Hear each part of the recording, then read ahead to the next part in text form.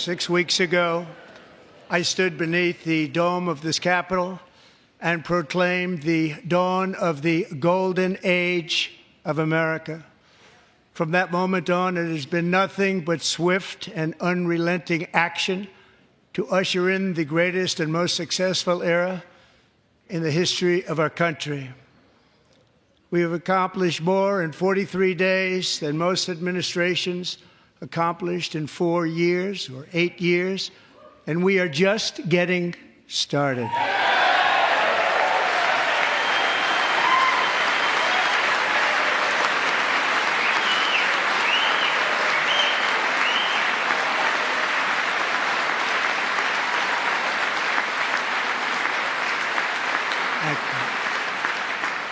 I return to this chamber tonight to report that America's momentum is back, our spirit is back, our pride is back, our confidence is back, and the American dream is surging bigger and better than ever before.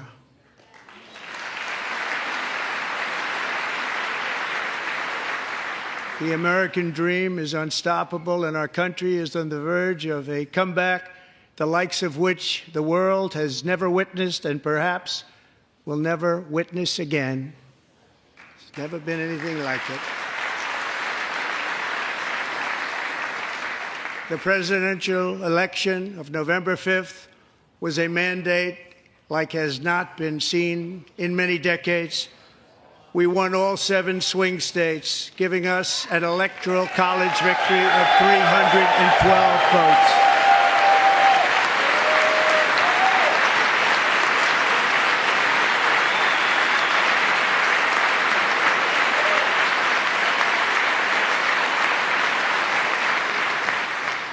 We won the popular vote by big numbers and won counties in our country.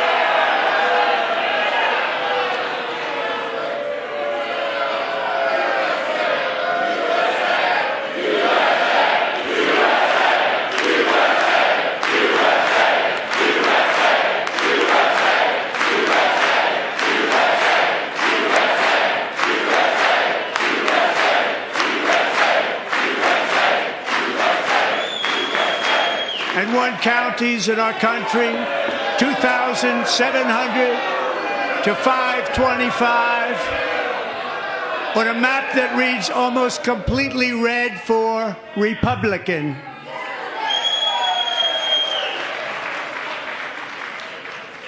Now, for the first time in modern history, more Americans believe that our country is headed in the right direction than the wrong direction. In fact, it's an astonishing record, 27-point swing, the most ever.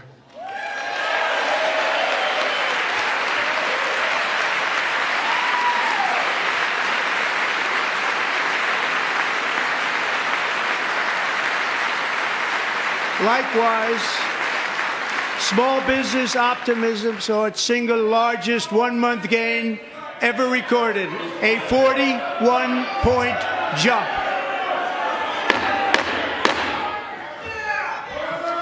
Members are directed to uphold and maintain decorum in the House and to cease any further disruptions.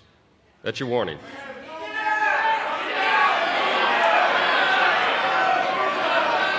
Members are engaging in willful and continuing breach of decorum, and the chair is prepared to direct the Sergeant-at-Arms to restore order to the joint session.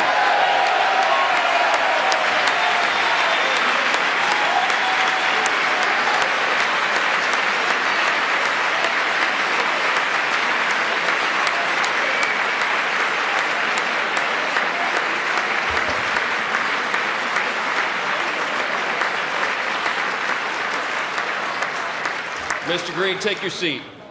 Take your seat, sir. Take your seat. Finding that members continue to engage in willful and concerted disruption of proper decorum, the chair now directs the Sergeant-at-Arms to restore order. Remove this gentleman from the chamber.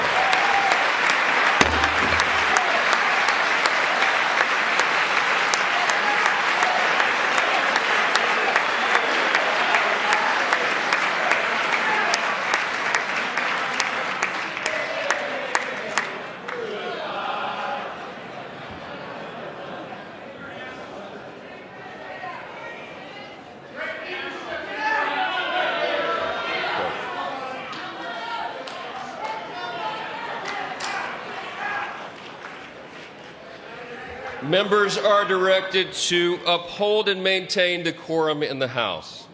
Mr. President, you continue. Thank you. Over the past 6 weeks, I have signed nearly 100 executive orders and taken more than 400 executive actions, a record, to restore common sense, safety, optimism, and wealth all across our wonderful land. The people elected me to do the job, and I'm doing it.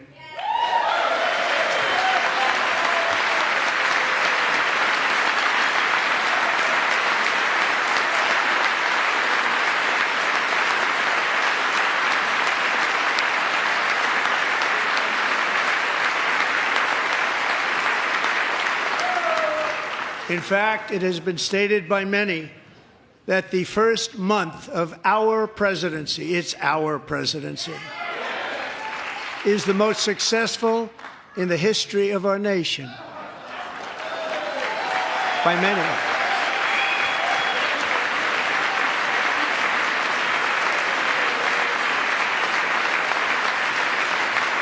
And what makes it even more impressive is that, do you know who number 2 is? George Washington. How about that? How about that? I don't know about that list, but we'll take it. Within hours of taking the oath of office, I declared a national emergency on our southern border, and I deployed the U.S. military and Border Patrol to repel the invasion of our country. And what a job they've done. As a result, illegal border crossings last month were by far the lowest ever recorded, ever.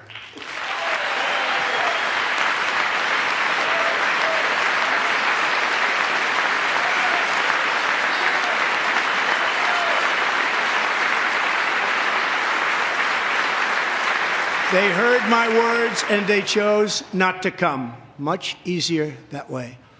In comparison, under Joe Biden, the worst president in American history, there were hundreds of thousands of illegal crossings a month, and virtually all of them, including murderers, drug dealers, gang members, and people from mental institutions and insane asylums, were released into our country. Who would want to do that? This is my 5th such speech to Congress.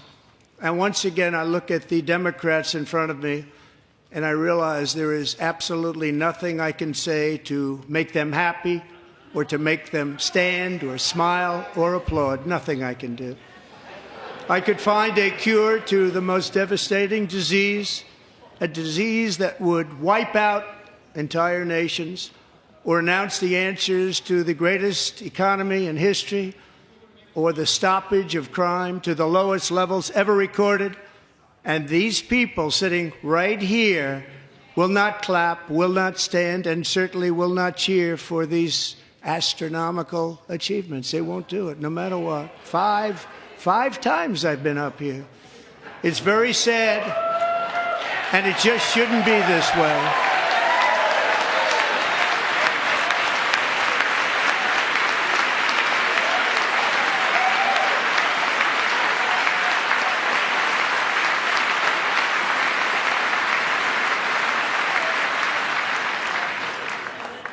So Democrats sitting before me, for just this one night, why not join us in celebrating so many incredible wins for America?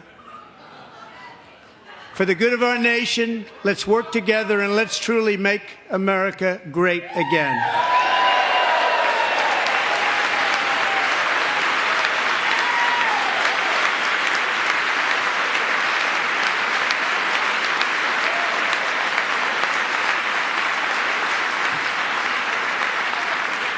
Every day, my administration is fighting to deliver the change America needs to bring a future that America deserves, and we're doing it. This is a time for big dreams and bold action. Upon taking office, I imposed an immediate freeze on all federal hiring, a freeze on all new federal regulations, and a freeze on all foreign aid.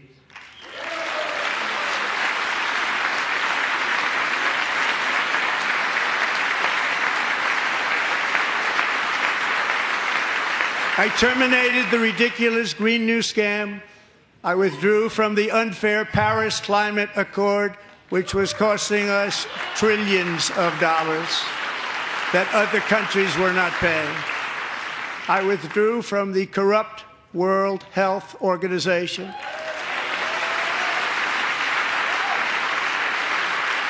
And I also withdrew from the anti-American UN Human Rights Council.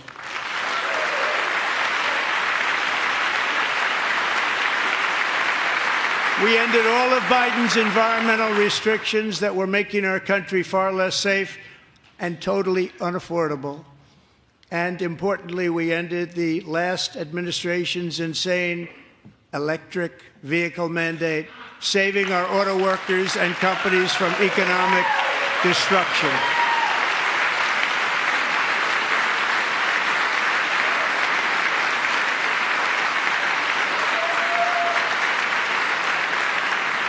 To unshackle our economy, I have directed that for every one new regulation, 10 old regulations must be eliminated, just like I did in my very successful first term.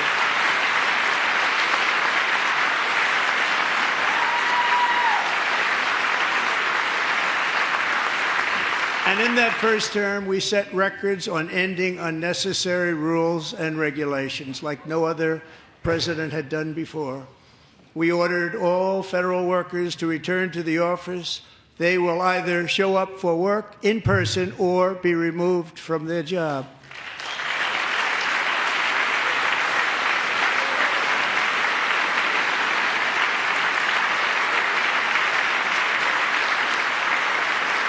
And we have ended weaponized government where, as an example, a sitting president is allowed to viciously prosecute his political opponent, like me.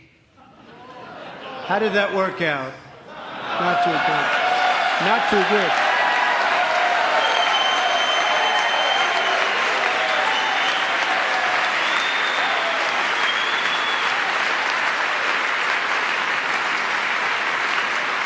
And I have stopped all government censorship and brought back free speech in America. It's back.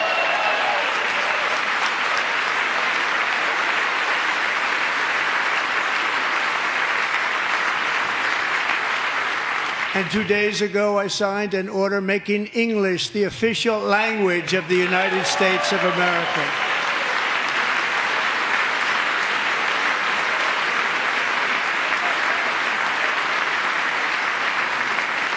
I renamed the Gulf of Mexico the Gulf of America.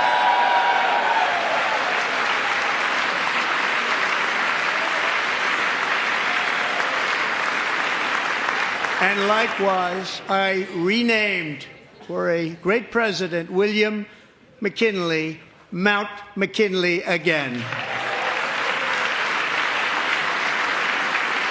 Beautiful Alaska. We love Alaska. We've ended the tyranny of so-called diversity, equity, and inclusion policies all across the entire federal government and indeed the private sector and our military. And our country will be woke no longer.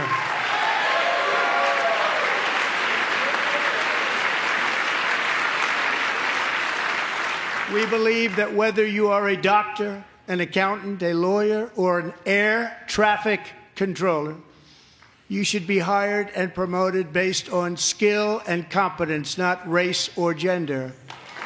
Very important.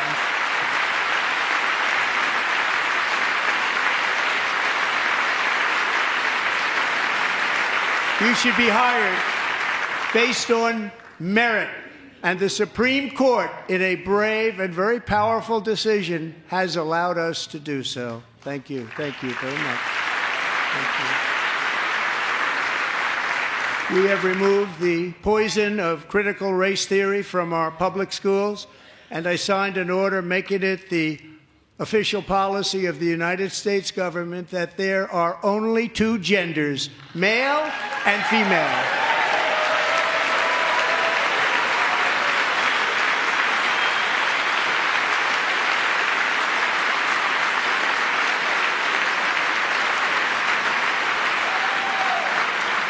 I also signed an executive order to ban men from playing in women's sports.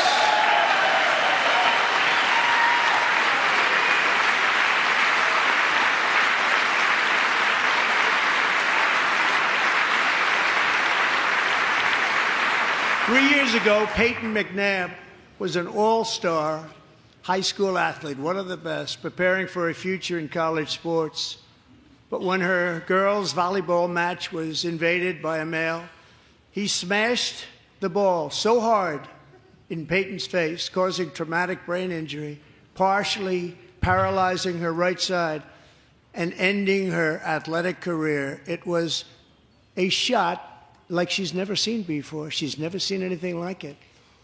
Peyton is here tonight in the gallery, and Peyton, from now on, schools will kick the men off the girls' team, or they will lose all federal funding.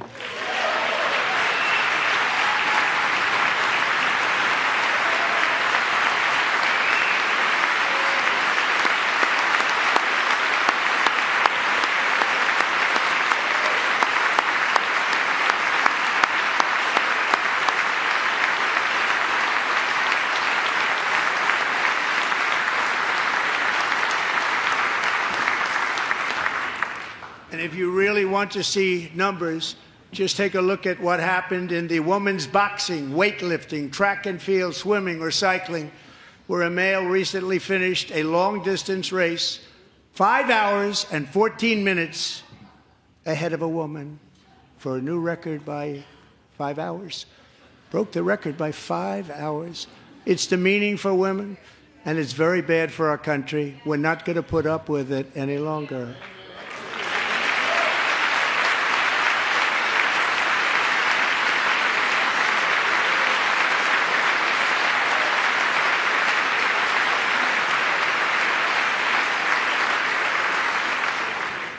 What I have just described is only a small fraction of the common sense revolution that is now, because of us, sweeping the entire world. Common sense has become a common theme, and we will never go back. Never. Never going to let that happen. Among my very highest priorities is to rescue our economy and get dramatic and immediate relief to working families. As you know, we inherited from the last administration an economic catastrophe and an inflation nightmare. Their policies drove up energy prices, pushed up grocery costs, and drove the necessities of life out of reach for millions and millions of Americans. They've never had anything like it. We suffered the worst inflation in 48 years, but perhaps even in the history of our country. They're not sure. As president, I'm fighting every day to reverse this damage and make America affordable again.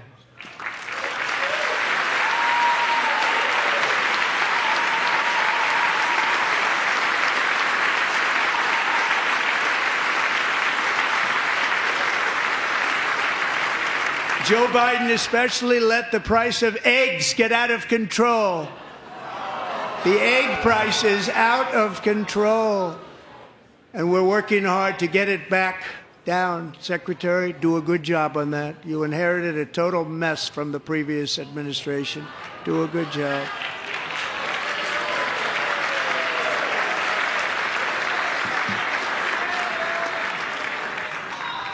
A major focus of our fight to defeat inflation is rapidly reducing the cost of energy. The previous administration cut the number of new oil and gas leases by 95%, slowed pipeline construction to a halt, and closed more than 100 power plants. We are opening up many of those power plants right now.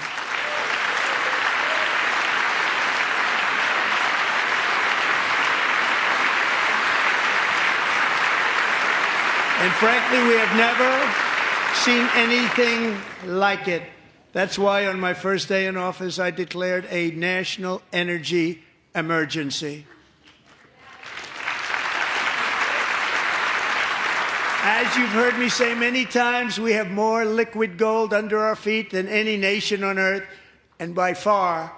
And now I fully authorize the most talented team ever assembled to go and get it. It's called Drill, Baby, Drill.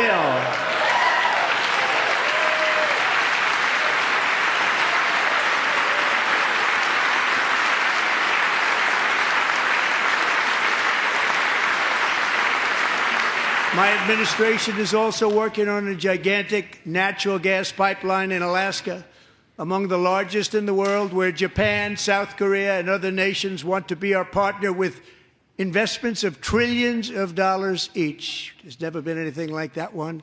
It will be truly spectacular. It's all set to go. The permitting is gotten.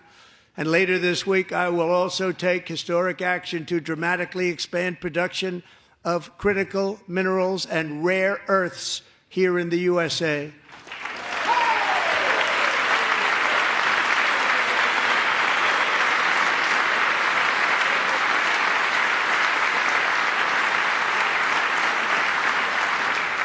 To further combat inflation, we will not only be reducing the cost of energy, but will be ending the flagrant waste of taxpayer dollars.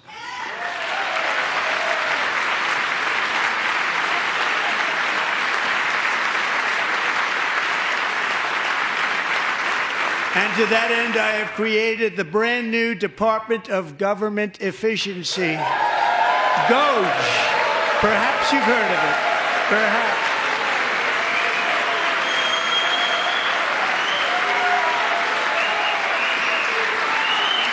Which is headed by Elon Musk, who is in the gallery tonight.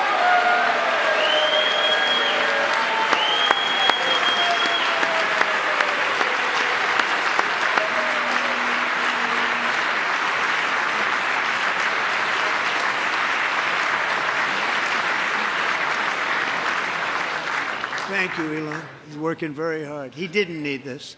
He didn't need this. Thank you very much. We appreciate it. Everybody here, even this side, appreciates it, I believe. They just don't want to admit that. Just listen to some of the appalling waste we have already identified. $22 billion from HHS to provide free housing and cars for illegal aliens. $45 million for diversity, equity, and inclusion scholarships in Burma. $40 million to improve the social and economic inclusion of sedentary migrants. Nobody knows what that is. $8 million to promote LGBTQI+ in the African nation of Lesotho, which nobody has ever heard of.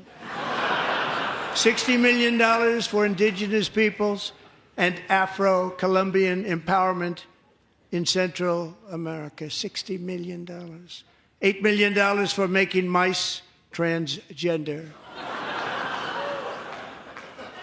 This is real. $32 million for a left-wing propaganda operation in Moldova. $10 million for male circumcision in Mozambique. $20 million for the Arab Sesame Street in the Middle East. It's a program. $20 million for a program. $1.9 billion to recently created Decarbonization of Homes Committee, headed up, and we know she's involved. Just at the last moment, the money was passed over by a woman named Stacey Abrams. Have you ever heard of her? A $3.5 million consulting contract for lavish fish monitoring. $1.5 million for voter confidence in Liberia. $14 million for social cohesion in Mali. $59 million for illegal alien hotel rooms in New York City. He's a real estate developer. He's done very well. $250,000 to increase vegan local climate action innovation in Zambia. $42 million for social and behavior change in Uganda. $14 million for improving public procurement in Serbia. $47 million for improving learning outcomes in Asia. Asia's doing very well with learning. We know what we're doing. We should use it ourselves. And $101 million for DEI contracts at the Department of Education, the most ever paid, nothing even like it. Under the Trump administration, all of these scams, and they're far worse, but I didn't think it was appropriate to talk about them. They're so bad. Many more have been found out and exposed and swiftly terminated by a group of very intelligent, mostly young people, headed up by Elon, and we appreciate it. We found hundreds of billions of dollars of fraud.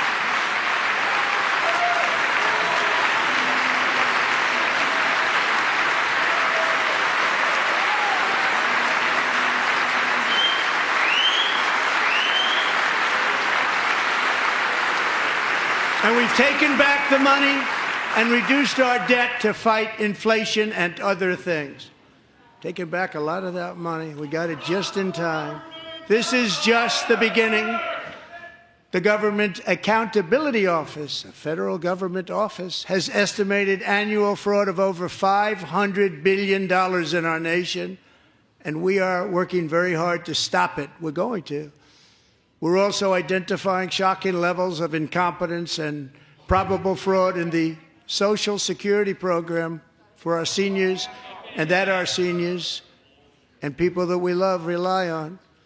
Believe it or not, government databases list 4.7 million Social Security members from people aged 100 to 109 years old.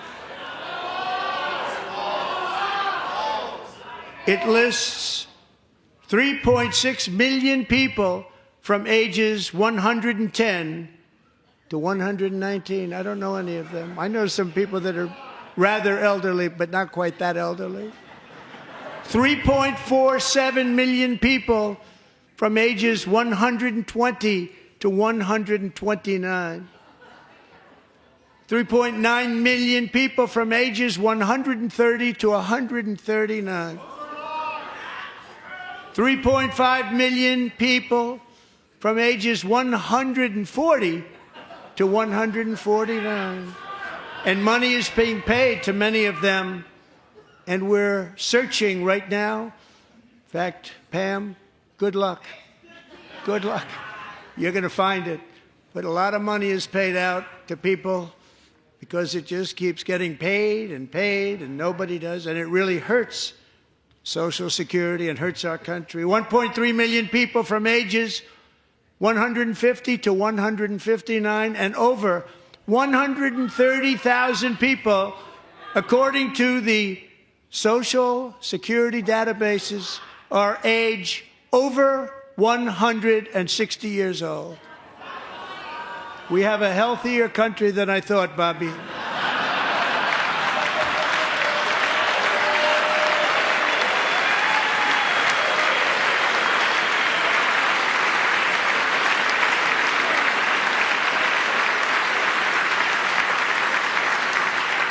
Including, to finish, 1,039 people between the ages of 220 and 229, one person between the age of 240 and 249, and one person is listed at 360 years of age.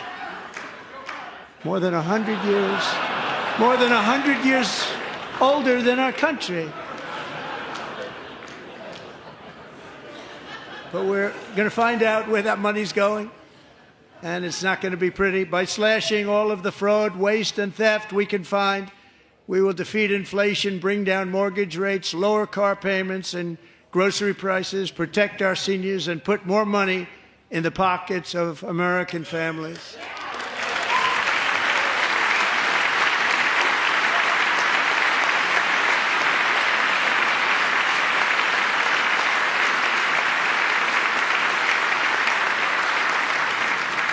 And today, interest rates took a beautiful drop, big, beautiful drop. It's about time.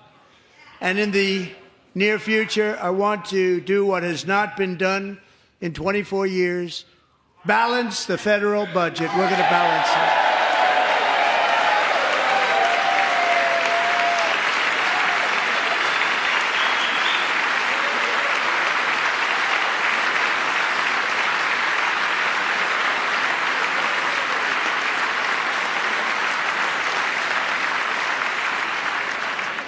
With that goal in mind, we have developed in great detail what we are calling the Gold Card, which goes on sale very, very soon. For $5 million, we will allow the most successful job-creating people from all over the world to buy a path to U.S. citizenship. It's like the green card, but better and more sophisticated. And these people will have to pay tax in our country. They won't have to pay tax from where they came. The money that they've made, you wouldn't want to do that, but they have to pay tax, create jobs. They'll also be taking people out of colleges and paying for them so that we can keep them in our country instead of having them being forced out. Number one, at the top school, as an example, being forced out and not being allowed to stay and create tremendous numbers of jobs and great success for a company out there. So while we take out the criminals, killers, traffickers, and child predators who are allowed to enter our country under the open border policy of these people, the Democrats, the Biden administration, the open border insane policies that you've allowed to destroy our country, we will now bring in brilliant, hardworking, job-creating people. They're going to pay a lot of money, and we're going to reduce our debt with that money.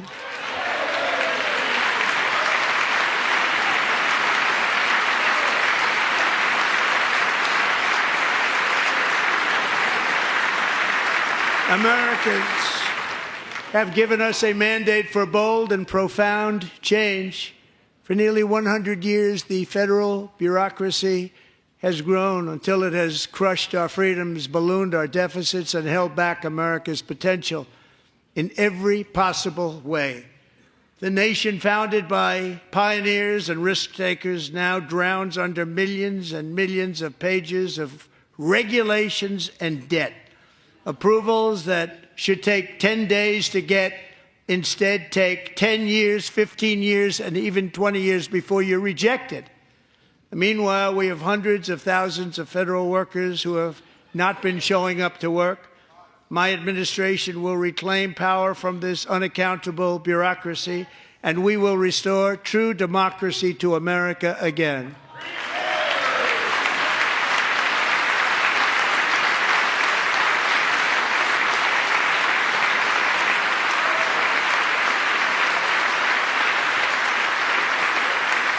Any federal bureaucrat who resists this change will be removed from office immediately. Because we are draining the swamp. It's very simple. And the days of rule by unelected bureaucrats are over.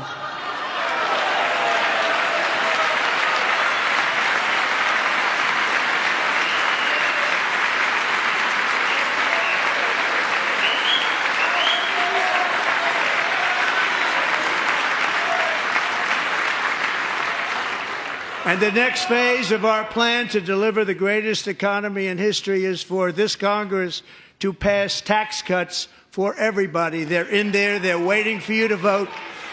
And I'm sure that the people on my right, I don't mean the Republican right, but my right here, I'm sure you're going to vote for those tax cuts, because otherwise I don't believe the people will ever vote you into office. So I'm doing you a big favor by telling you that. But I know this group is going to be voting for the tax.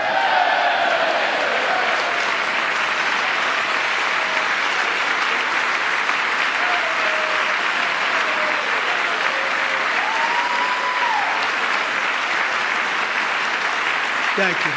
It's a very, very big part of our plan. We had tremendous success in our first term with it. A very big part of our plan. We're seeking permanent income tax cuts all across the board.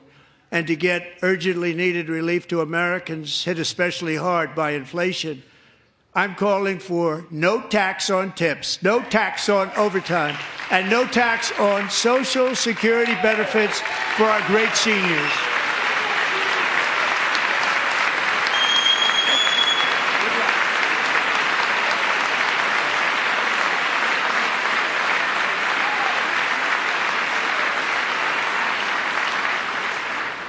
And I also want to make interest payments on car loans tax deductible, but only if the car is made in America.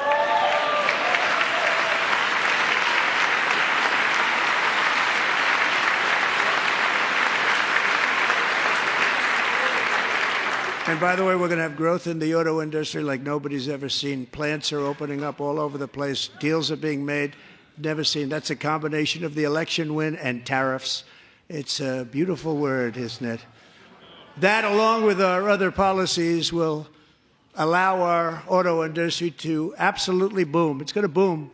Spoke to the majors today, all three, the top people, and they're so excited. In fact, already numerous car companies have announced that they will be building massive automobile plants in America, with Honda just announcing a new plant in Indiana, one of the largest anywhere in the world.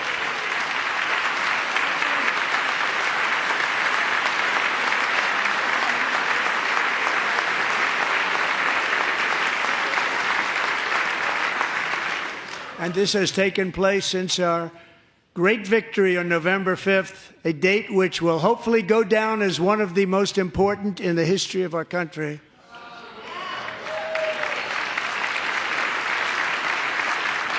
In addition, as part of our tax cuts, we want to cut taxes on domestic production and all manufacturing. And just as we did before, we will provide 100% expensing. It will be retroactive to January 20th, 2025, and it was one of the main reasons why our tax cuts were so successful in our first term, giving us the most successful economy in the history of our country. First term. We had a great first term.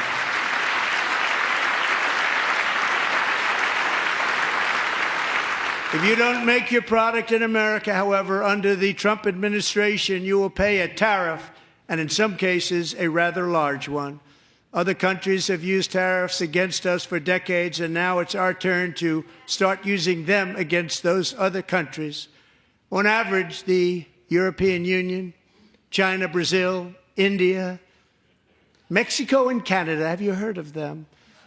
And countless other nations charge us tremendously higher tariffs than we charge them. It's very unfair. India charges us auto tariffs higher than 100%. China's average tariff on our products is twice what we charge them. And South Korea's average tariff is 4 times higher. Think of that, 4 times higher.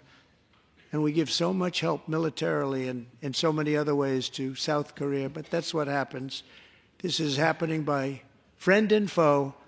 This system is not fair to the United States and never was. And so on April 2nd, I wanted to make it April 1st, but I didn't want to be accused of April Fool's Day.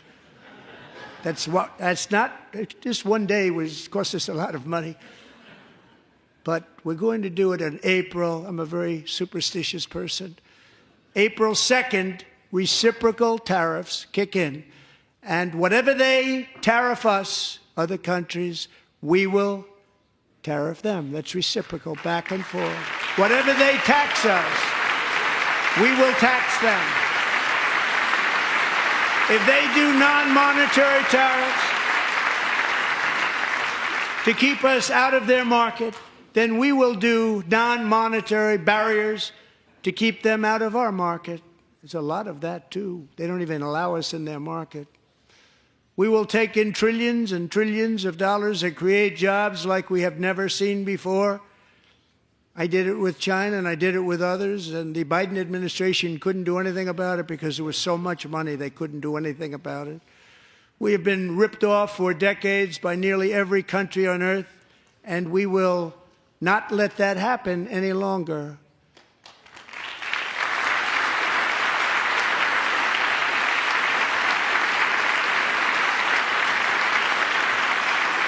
Much has been said over the last 3 months about Mexico and Canada, but we have very large deficits with both of them. But even more importantly, they've allowed fentanyl to come into our country at levels never seen before, killing hundreds of thousands of our citizens and many very young, beautiful people, destroying families.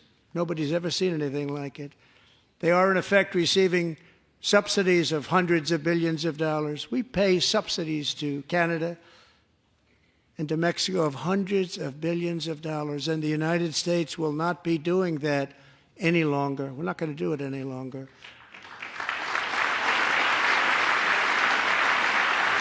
Thanks to our America First policies we're putting into place, we have had $1.7 trillion of new investment in America in just the past few weeks. The combination of the election and our economic policies that people of SoftBank, one of the most brilliant anywhere in the world, announced a $200 billion investment. OpenAI and Oracle, Larry Ellison, announced $500 billion investment, which they wouldn't have done if Kamala had won. Apple announced $500 billion investment. Tim Cook called me. He said, I cannot spend it fast enough. It's going to be much higher than that, I believe. They'll be building their plants here instead of in China. And just yesterday, Taiwan Semiconductor, the biggest in the world, most powerful in the world, has a tremendous amount, 97% of the market, announced a $165 billion investment to build the most powerful chips on earth right here in the USA.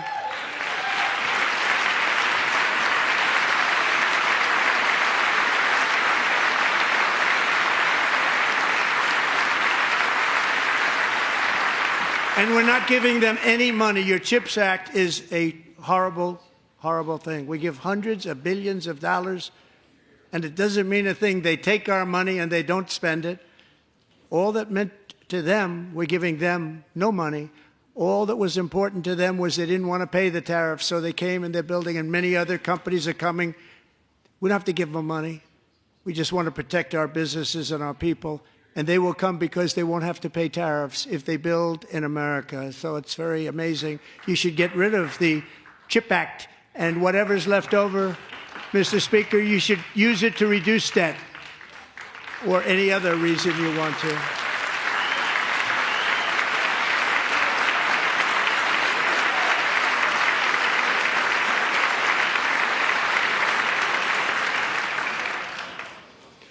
Our new trade policy will also be great for the American farmer. I love the farmer.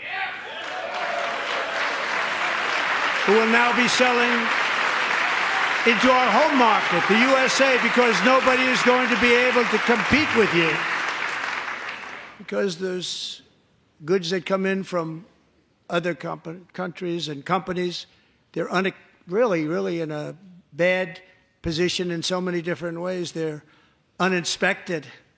They may be very dirty and disgusting, and they come in and they pour in, and they hurt our American farmers. The tariffs will go on agricultural product coming into America, and our farmers, starting on April 2nd, it may be a little bit of an adjustment period.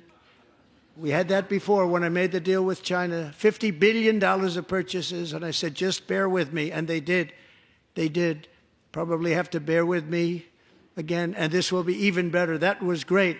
The problem with it was that Biden didn't enforce it. He didn't enforce it. $50 billion of purchases, and we were doing great, but Biden did not enforce it, and it hurt our farmers. But our farmers are going to have a field day right now. So to our farmers, have a lot of fun. I love you too. I love you too. It's all going to happen.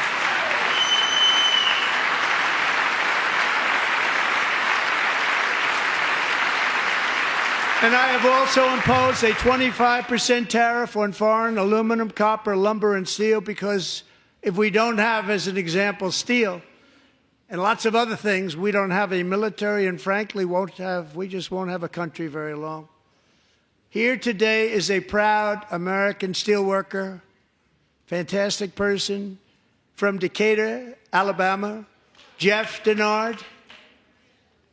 Has been working at the same steel plant for 27 years in a job that has allowed him to serve as the captain of his local volunteer fire department, raise 7 children with his beautiful wife, Nicole, and over the years provide a loving home for more than 40 foster children.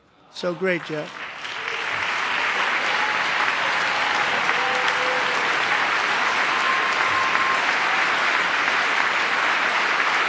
Thank you, Jeff. Thank you, Jeff.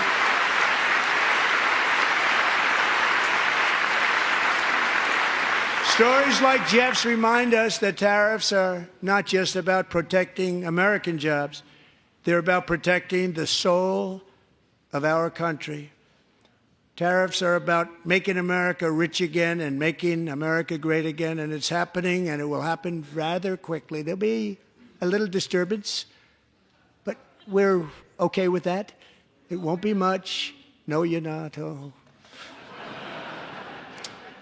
And look where Biden took us, very low, the lowest we've ever been. Jeff, I want to thank you very much. And I also want to recognize another person who has devoted herself to foster care community. She works so hard on it. A very loving person, our magnificent First Lady of the United States.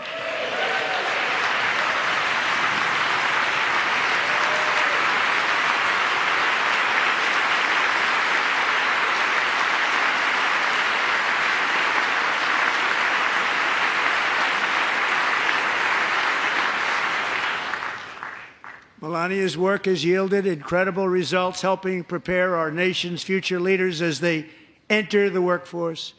Our First Lady is joined by two impressive young women, very impressive. Haley Ferguson, who benefited from the First Lady's Fostering the Future initiative and is poised to complete her education and become a teacher. And Elliston Berry, who became a victim of an illicit deepfake image produced by a peer. With Elliston's help, the Senate just passed the Take It Down Act, and this is so important. Thank you very much, John. John Thune, thank you. Stand up, John. Thank you, John.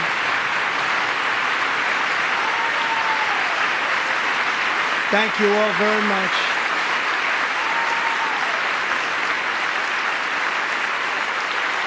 Thank you. And thank you to John Thune and the Senate. Great job. To criminalize the publication of such images online is a terrible, terrible thing. And once it passes the House, I look forward to signing that bill into law. Thank you.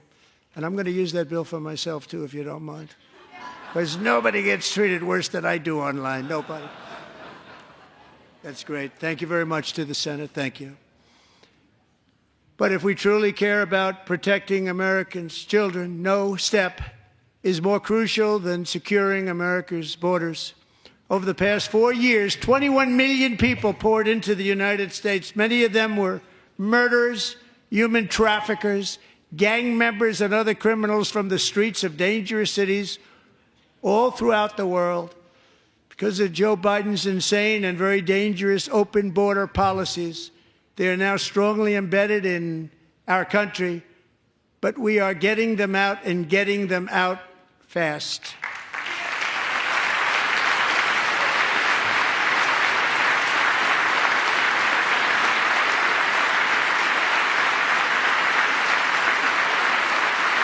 And I want to thank Tom Homan and Christy. I want to thank you and Paul of Border Patrol.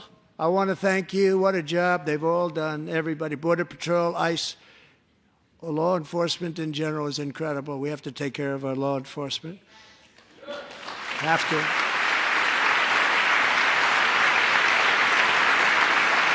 Last year,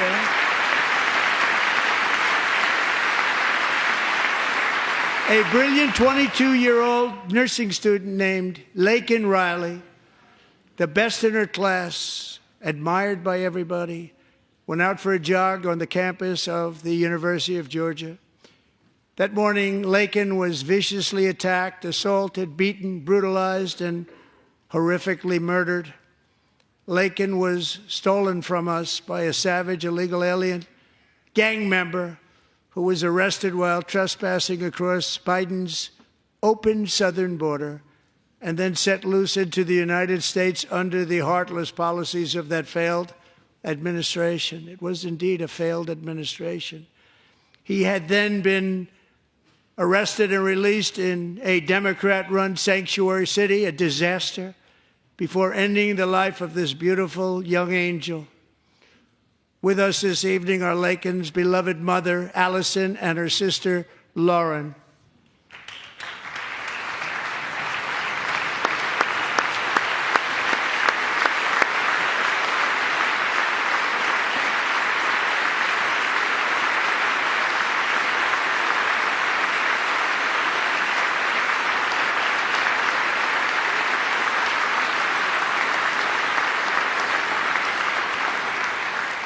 Last year, I told Laken's grieving parents that we would ensure their daughter would not have died in vain.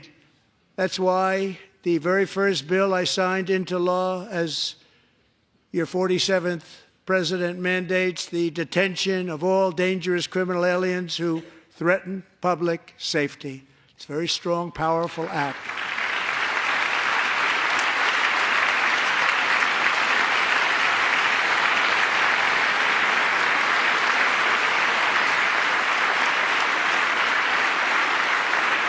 It's called the Laken-Riley Act. So Allison and Lauren, America will never, ever forget our beautiful Laken Hope Riley.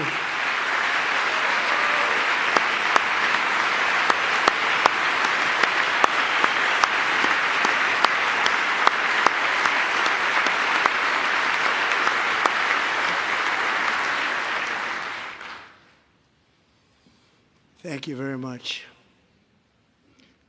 Since taking office, my administration has launched the most sweeping border and immigration crackdown in American history, and we quickly achieved the lowest numbers of illegal border crossers ever recorded. Thank you.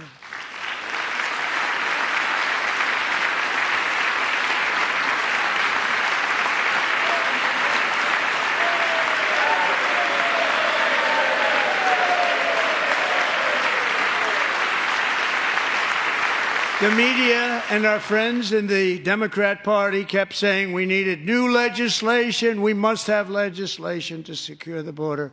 But it turned out that all we really needed was a new president.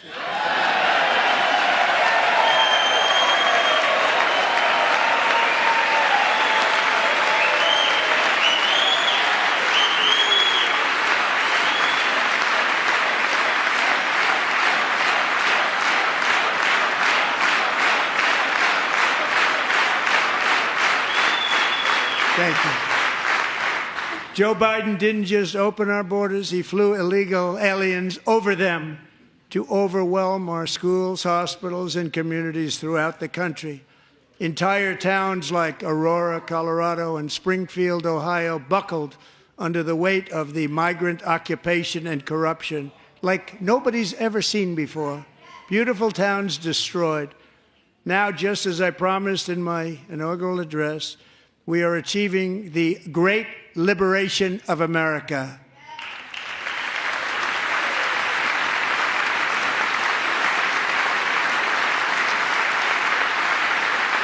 But there still is much work to be done. Here tonight is a woman I have gotten to know, Alexis Nungari from Houston.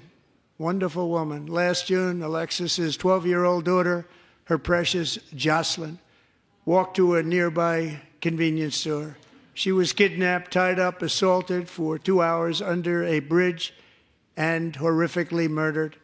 Arrested and charged with this heinous crime are 2 illegal alien monsters from Venezuela, released into America by the last administration through their ridiculous open border. The death of this beautiful 12-year-old girl and the agony of her mother and family touched our entire nation greatly. Alexis, I promised that we would always remember your daughter, your magnificent daughter, and earlier tonight I signed an order keeping my word to you. One thing I have learned about Jocelyn is that she loved animals so much. She loved nature. Across Galveston Bay, from where Jocelyn lived in Houston, you will find a magnificent national wildlife refuge, a pristine, peaceful, 34,000-acre sanctuary for all of God's creatures on the edge of the Gulf of America. Alexis, moments ago, I formally renamed that refuge in loving memory of your beautiful daughter, Jocelyn. So, Mr. Vice President, if you would, may I have the order?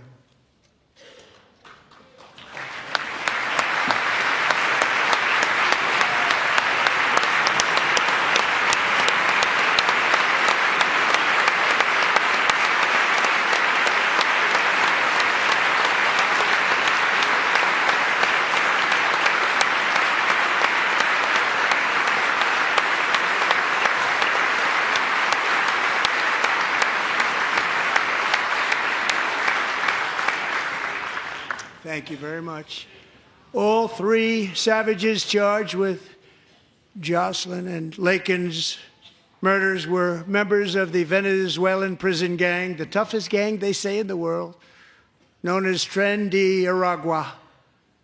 2 weeks ago, I officially designated this gang, along with MS-13 and the bloodthirsty Mexican drug cartels, as foreign terrorist organizations.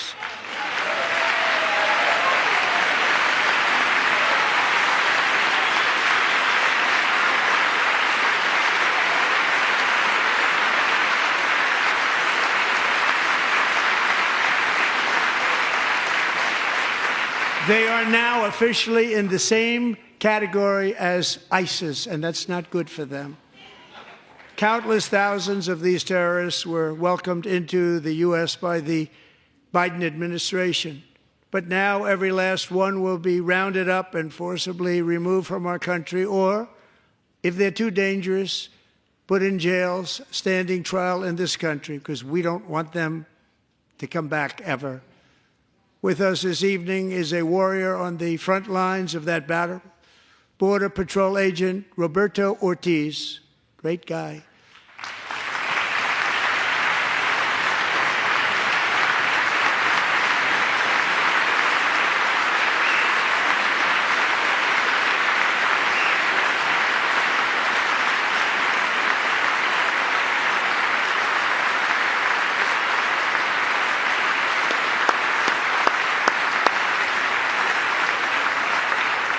In January, Roberto and another agent were patrolling by the Rio Grande near an area known as Cartel Island. Doesn't sound too nice to me. When heavily armed gunmen started shooting at them, Roberto saw that his partner was totally exposed, at great danger, and he leapt into action, returning fire and providing crucial seconds for his fellow agent to seek safety, just barely. I have some of the prints of that event, and it was not good. Agent Ortiz, we salute you for your great courage and for your line of fire that you took and for the bravery that you showed. We honor you, and we will always honor you. Thank you, Roberto, very much.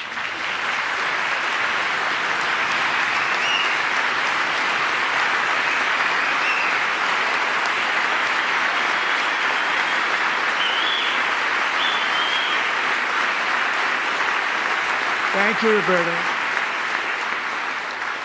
And I actually got to know him on my many calls to the border.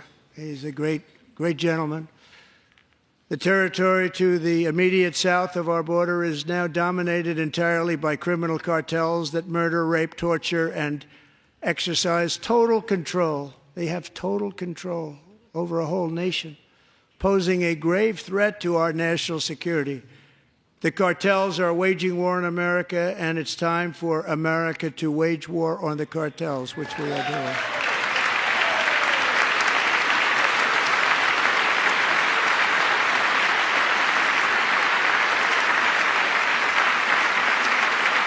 Five nights ago, Mexican authorities, because of our tariff policies being imposed on them, think of this, handed over to us 29 of the biggest cartel leaders in their country. That has never happened before. They want to make us happy. First time ever. But we need Mexico and Canada to do much more than they've done, and they have to stop the fentanyl and drugs pouring into the USA. They're going to stop it. I have sent Congress a detailed funding request laying out exactly how we will eliminate these threats to protect our homeland and complete the largest deportation operation in American history, larger even than current record holder President Dwight D. Eisenhower, a moderate man, but someone who believed very strongly in borders. Americans expect Congress to send me this funding without delay so I can sign it into law. So, Mr. Speaker, John Thune, both of you, I hope you're going to be able to do that, Mr. Speaker. Thank you. Mr. Leader, thank you. Thank you very much. And let's get it to me. I'll sign it so fast, you won't even believe it.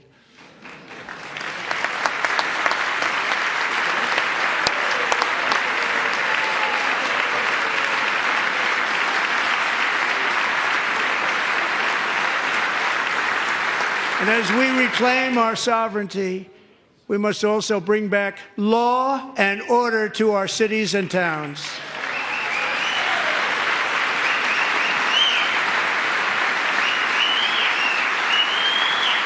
In recent years, our justice system has been turned upside down by radical left lunatics. Many jurisdictions virtually ceased enforcing the law against dangerous repeat offenders while weaponizing law enforcement against political opponents like me. My administration has acted swiftly and decisively to restore fair, equal, and impartial justice under the constitutional rule of law, starting at the FBI and the DOJ. Pam, good luck. Cash, wherever you may be, good luck.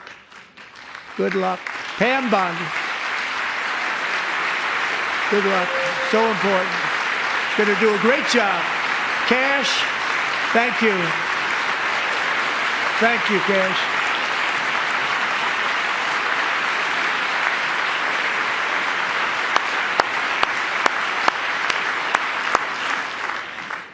They've already started very strong. They're going to do a fantastic job. You're going to be very proud of them. We're also once again giving our police officers the support, protection, and respect they so dearly deserve. They have to get it. They have such a hard, dangerous job, but we're going to make it less dangerous. The problem is the bad guys don't respect the law, but they're starting to respect it, and they soon will respect it. This also includes our great fire departments throughout the country. Our firemen and women are unbelievable people, and we'll never forget them. And besides that, they voted for me in record numbers, so I have no choice.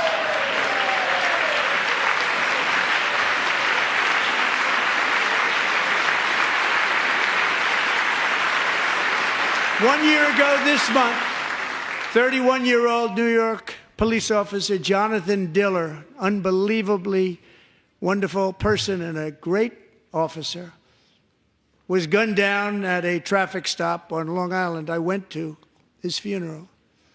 The vicious criminal charged with his murder had 21 prior arrests, and they were rough arrests, too. He was a real bad one. The thug in the seat next to him had 14 prior arrests and went by the name of Killer. He was Killer. He killed other people, they say, a lot of them. I attended Officer Diller's service, and when I met his wife and one-year-old son, Ryan, it was very inspirational, actually. His widow's name is Stephanie, and she is here tonight. Stephanie, thank you very much, Stephanie. Thank you very much.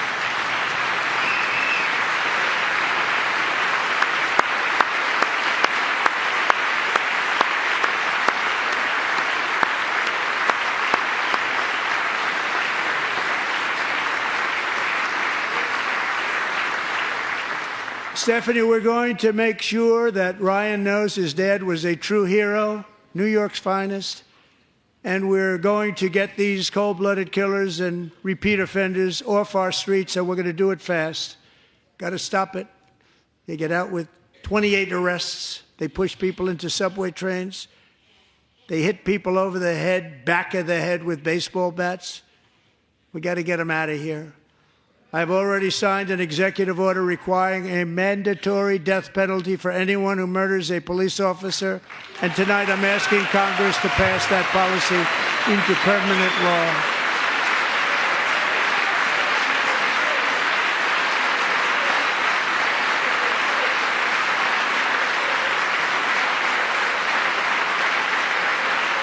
I'm also asking for a new crime bill getting tough on repeat offenders while enhancing protections for America's police officers so they can do their jobs without fear of their lives being totally destroyed. They don't want to be killed. We're not going to let them be killed. Joining us in the gallery tonight is a young man who truly loves our police. His name is DJ Daniel. He is 13 years old, and he has always dreamed of becoming a police officer.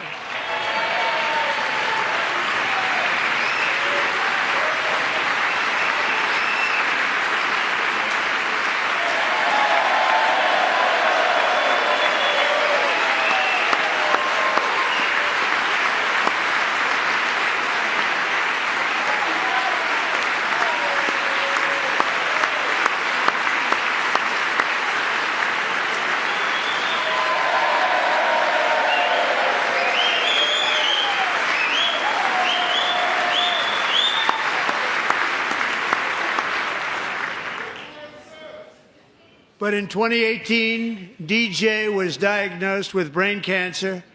The doctors gave him 5 months at most to live. That was more than 6 years ago.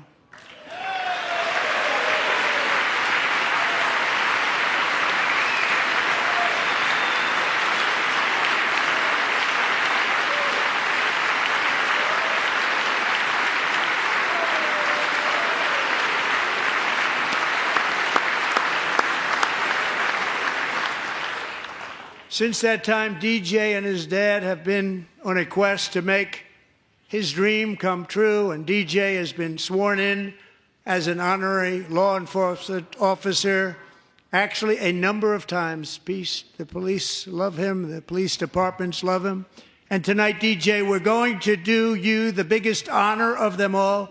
I am asking our new Secret Service Director, Sean Curran, to officially make you an agent of the United States Secret Service.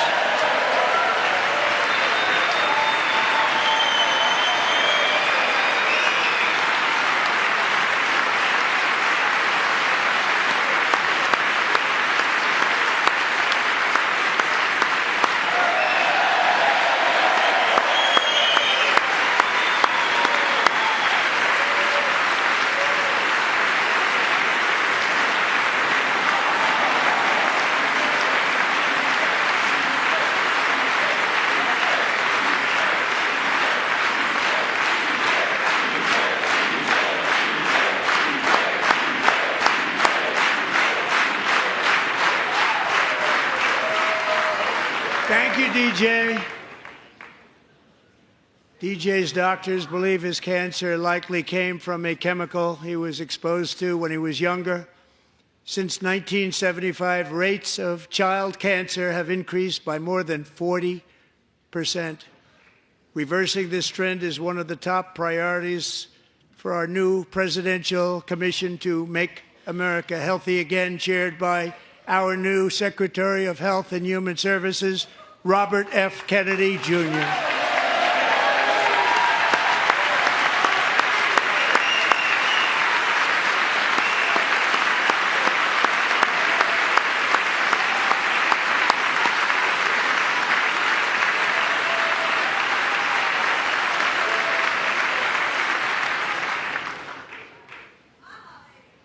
With the name Kennedy, you would have thought everybody over here would have been cheering. How quickly they forget. Our goal is to get toxins out of our environment, poisons out of our food supply, and keep our children healthy and strong. As an example, not long ago, and you can't even believe these numbers, 1 in 10,000 children had autism, 1 in 10,000, and now it's 1 in 36. There's something wrong, 1 in 36, think of that. So we're going to find out what it is, and there's nobody better than Bobby and all of the people that are working with you. You have the best to figure out what is going on. Okay, Bobby, good luck. It's a very important job. Thank you. Good job.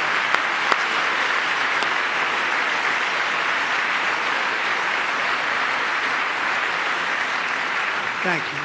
My administration is also working to protect our children from toxic ideologies in our schools. A few years ago, January Littlejohn and her husband discovered that their daughter's school had secretly, socially transitioned their 13-year-old little girl. Teachers and administrators conspired to deceive January and her husband while encouraging her daughter to use a new name and pronouns. They, them pronoun, actually, all without telling January, who is here tonight and is now a courageous advocate against this form of child abuse. January, thank you. Thank you. Thank you very much.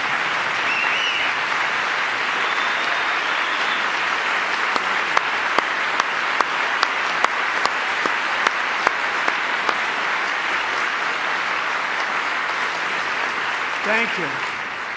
Stories like this are why, shortly after taking office, I signed an executive order banning public schools from indoctrinating our children with transgender ideology.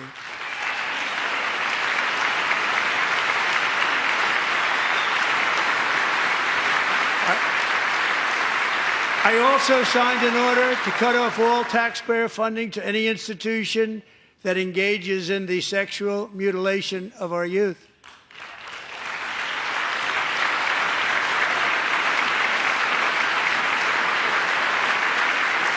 And now I want Congress to pass a bill permanently banning and criminalizing sex changes on children and forever ending the lie that any child is trapped in the wrong body. This is a big lie.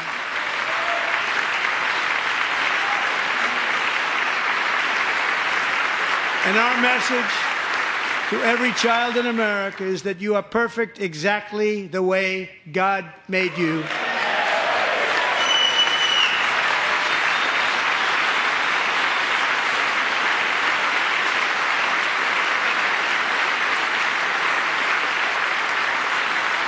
Because we're getting wokeness out of our schools and out of our military, and it's already out, and it's out of our society. We don't want it. Wokeness is trouble. Wokeness is bad. It's gone. It's gone. And we feel so much better for it, don't we? Don't we feel better?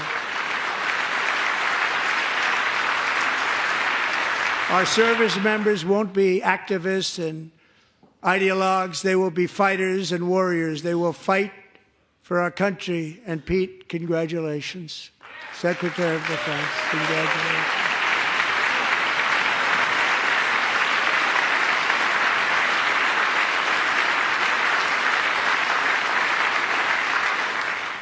And he's not big into the woke movement, I can tell you.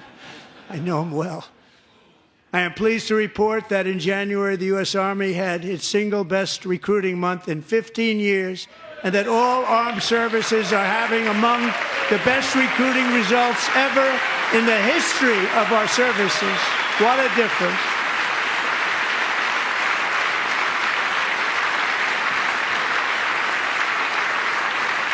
And you know, it was just a few months ago where the results were exactly the opposite. We couldn't recruit anywhere. We couldn't recruit. Now we're having the best results just about that we've ever had. What a tremendous turnaround. It's really a beautiful thing to see. People love our country again. It's very simple. They love our country, and they love being in our military again. So it's a great thing, and thank you very much. Great job. Thank you.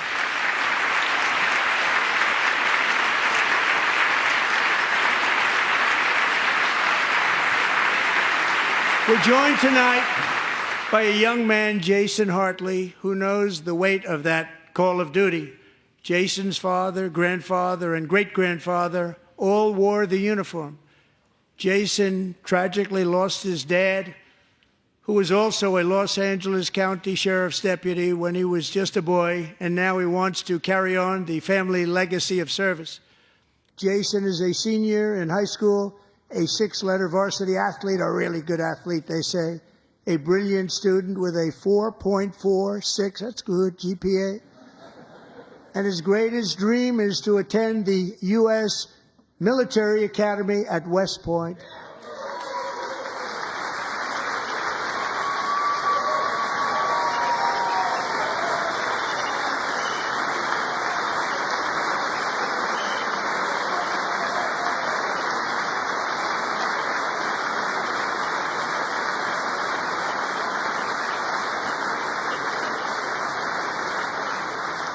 And Jason, that's a very big deal getting in. That's a hard one to get into. But I'm pleased to inform you that your application has been accepted.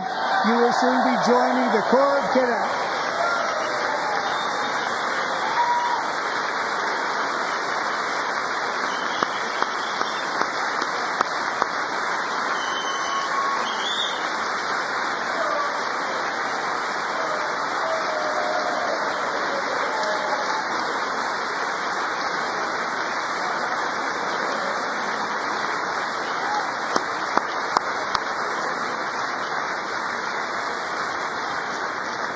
Thank you. Jason, you're going to be on the long gray line, Jason. As Commander-in-Chief, my focus is on building the most powerful military of the future. As a first step, I'm asking Congress to fund a state-of-the-art Golden Dome missile defense shield to protect our homeland, all made in the USA.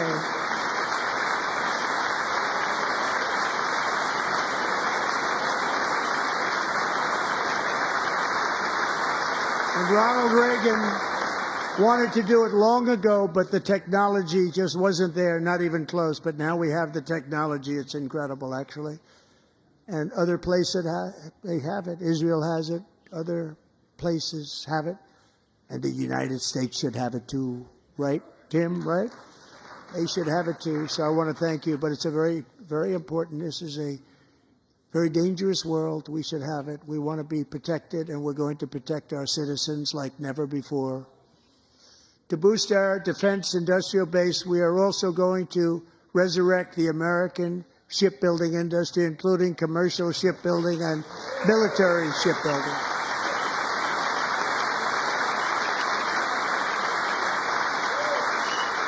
And for that purpose, I am announcing tonight that we will create a new Office of Shipbuilding in the White House and offer special tax incentives to bring this industry home to America, where it belongs. We used to make so many ships.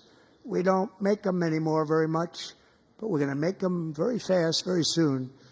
It will have a huge impact. To further enhance our national security, my administration will be reclaiming the Panama Canal, and we've already started doing it.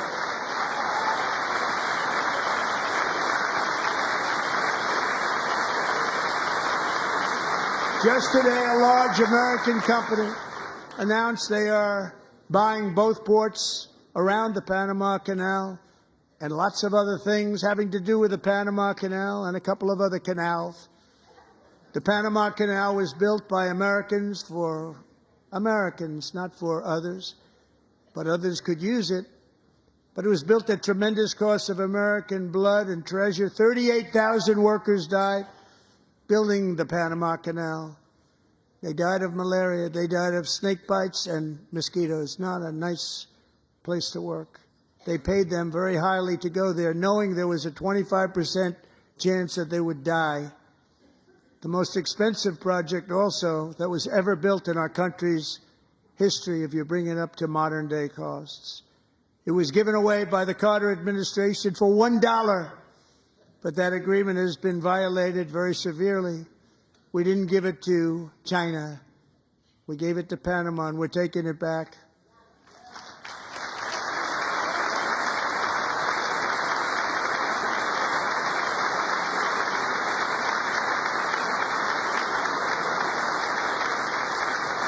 And we have Marco Rubio in charge. Good luck, Marco. Now, we know who to blame if anything goes wrong. Marco's been amazing, and he's going to do a great job. Think of it. He got 100 votes. You know, he was approved with actually 99, but the 100th was this gentleman, and I feel very certain. So let's assume he got 100 votes, and I'm either very, very happy about that or I'm very concerned about it. But he's already proven. I mean, he's a great gentleman. He's respected by everybody, and we appreciate you voting for Marco. He's going to do a fantastic job. Thank you. Thank you. He's doing a great job. Great job.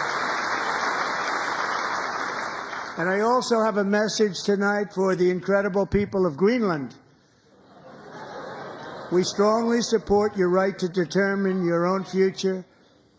And if you choose, we welcome you into the United States of America. We need Greenland for national security and even international security, and we're working with everybody involved to try and get it. But we need it really for international world security, and I think we're going to get it. One way or the other, we're going to get it. We will keep you safe. We will make you rich, and together we will take Greenland to heights like you have never thought possible before. It's a very small population, but very, very large piece of land and very, very important for military security. America is once again standing strong against the forces of radical Islamic terrorism. 3.5 years ago, ISIS terrorists killed 13 American service members and countless others in the Abbey Gate bombing during the disastrous and incompetent withdrawal from Afghanistan. Not that they were withdrawing, it was the way they withdrew.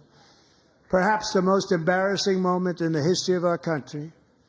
Tonight, I am pleased to announce that we have just apprehended the top terrorist responsible for that atrocity, and he is right now on his way here to face the swift sword of American justice.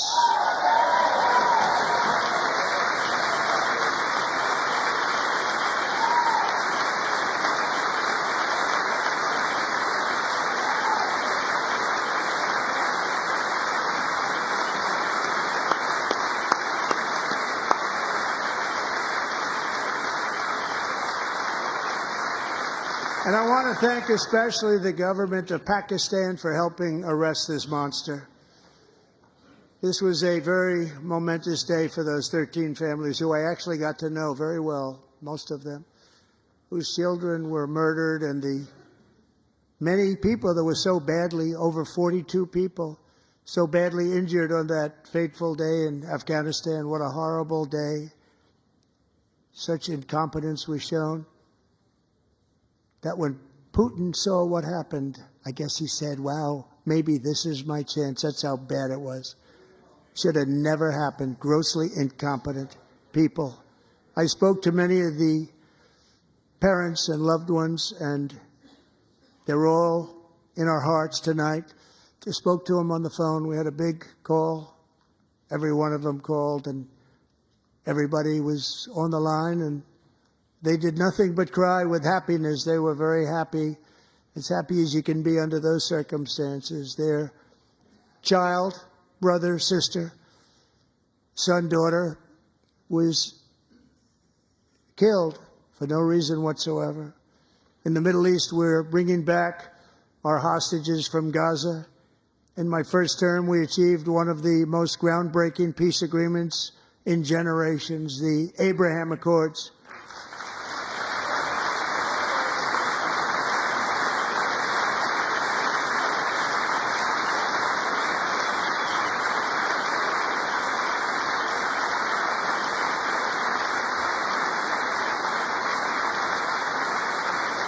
And now we're going to build on that foundation to create a more peaceful and prosperous future for the entire region. A lot of things are happening in the Middle East. People have been talking about that so much lately with everything going on with Ukraine and Russia.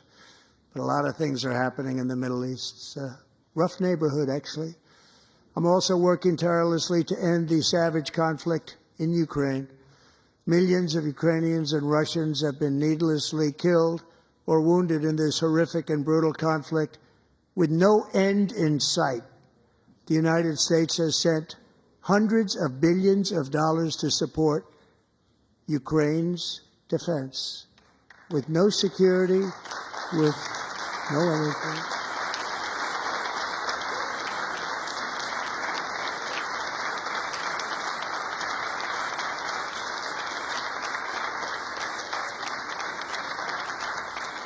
Do you want to keep it going for another 5 years? Yeah, you would say Pocahontas says yes.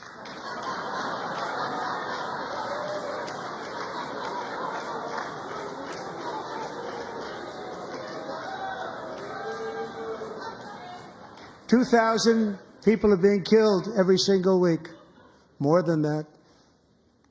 They're Russian young people. They're Ukrainian young people. They're not Americans. But I want it to stop. Meanwhile, Europe has sadly spent more money buying Russian oil and gas than they have spent on defending Ukraine, by far. Think of that.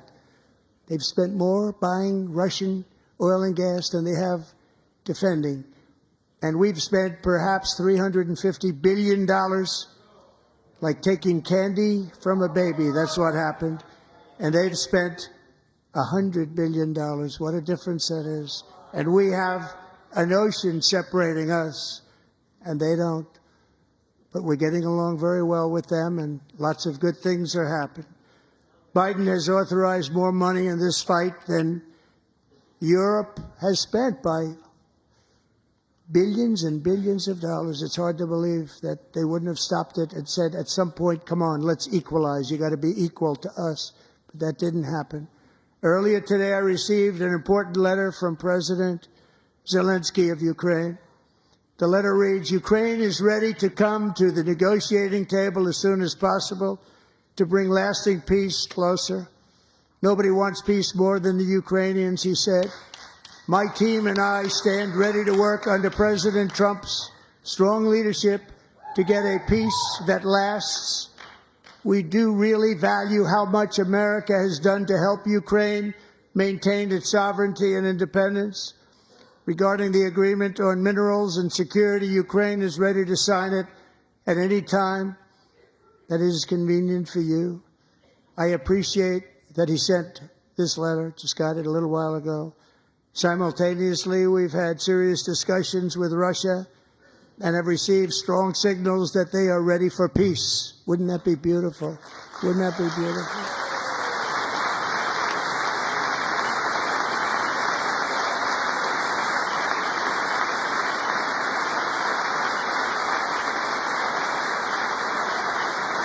Wouldn't that be beautiful?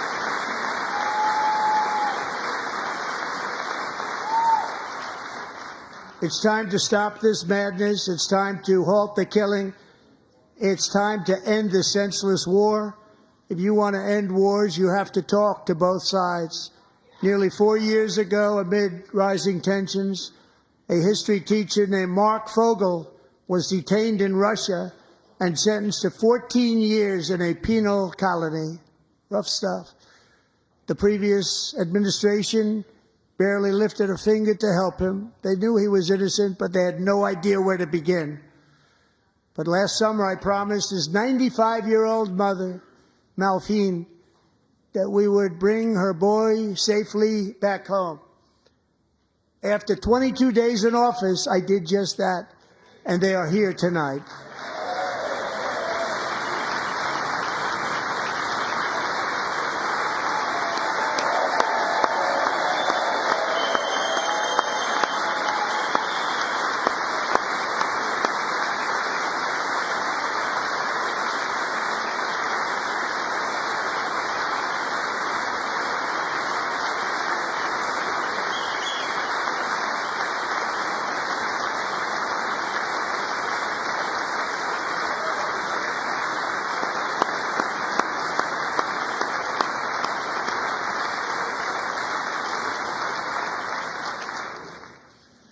To Mark and his great mom, we are delighted to have you safe and sound and with us. As fate would have it, Mark Fogel was born in a small rural town in Butler, Pennsylvania. Have you heard of it? Where his mother has lived for the past 78 years. I just happened to go there last July 13th for a rally. That was not pleasant. And that is where I met his beautiful mom right before I walked onto that stage. And I told her I would not forget what she said about her son. And I never did I? Never forgot. Less than 10 minutes later, at that same rally, gunfire rang out, and a sick and deranged assassin unloaded 8 bullets from his sniper's perch into a crowd of many thousands of people. My life was saved by a fraction of an inch, but some were not so lucky. Corey Comparator was a firefighter, a veteran, a Christian, a husband, a devoted father, and above all, a protector. When the sound of gunshots pierced the air, it was a horrible sound. Corey knew instantly what it was and what to do. He threw himself on top of his wife and daughters and shielded them from the bullets with his own body. Corey was hit really hard. You know the story from there. He sacrificed his life to save theirs. 2 others, very fine people, were also seriously hit. But thankfully, with the help of 2 great country doctors, we thought they were gone and they were saved. So those doctors had great talent. We're joined by Corey's wife, Helen, who was his high school sweetheart, and their two beloved daughters, Allison and Kaylee. Thank you.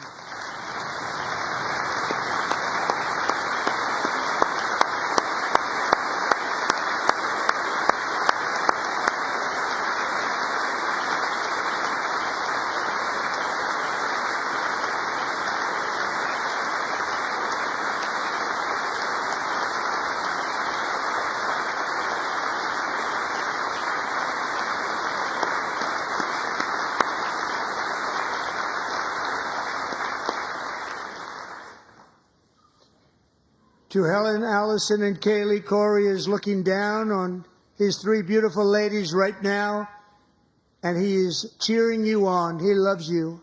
He is cheering you on. Corey was taken from us much too soon, but his destiny was to leave us all with a shining example of the selfless devotion of a true American patriot. It was love like Corey's that built our country, and it's love like Corey's that is going to make our country more majestic than ever before. I believe that my life was saved that day in Butler for a very good reason. I was saved by God to make America great again. I believe that.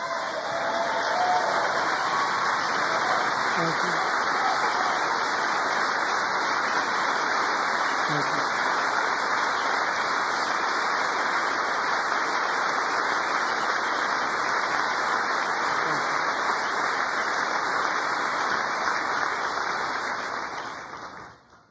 Thank you very much. From the patriots of Lexington and Concord to the heroes of Gettysburg and Normandy, from the warriors who crossed the Delaware to the trailblazers who climbed the Rockies, and from the legends who soared at Kitty Hawk to the astronauts who touched the moon, Americans have always been the people who defied all odds, transcended all dangers, made the most extraordinary sacrifices, and did whatever it took to defend our children, our country, and our freedom.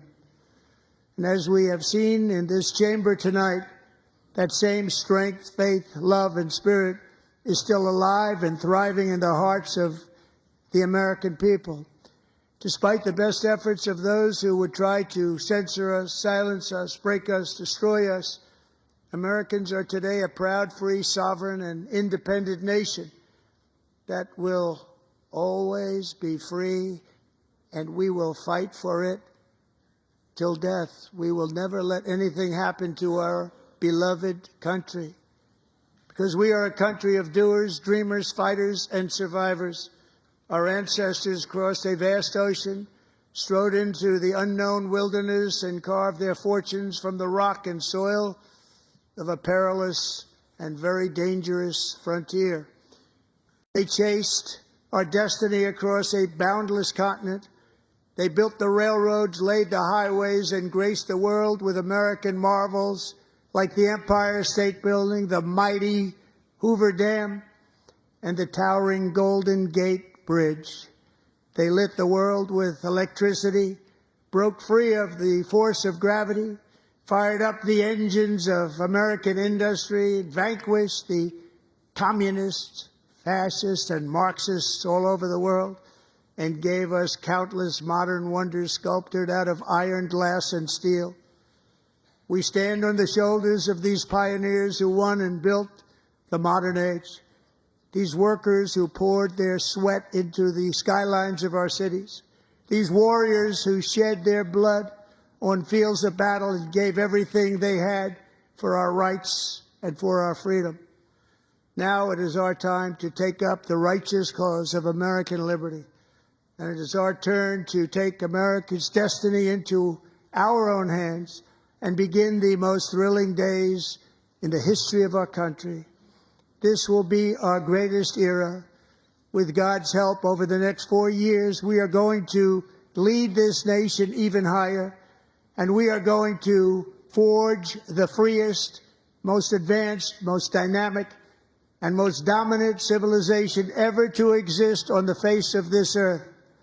We are going to create the highest quality of life, build the safest and wealthiest and healthiest and most vital communities anywhere in the world. We are going to conquer the vast frontiers of science, and we're going to lead humanity into space and plant the American flag on the planet Mars and even far beyond.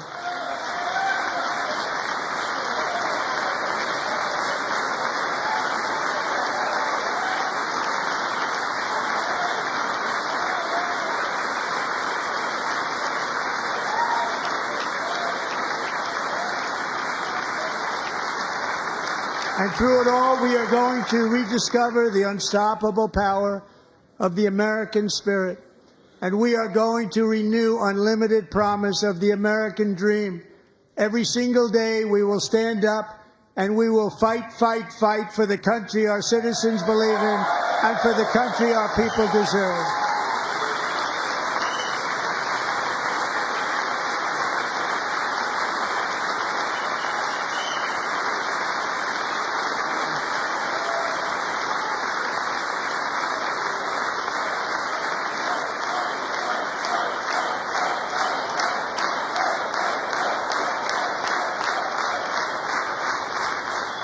My fellow Americans, get ready for an incredible future, because the golden age of America has only just begun. It will be like nothing that has ever been seen before. Thank you, God bless you, and God bless America.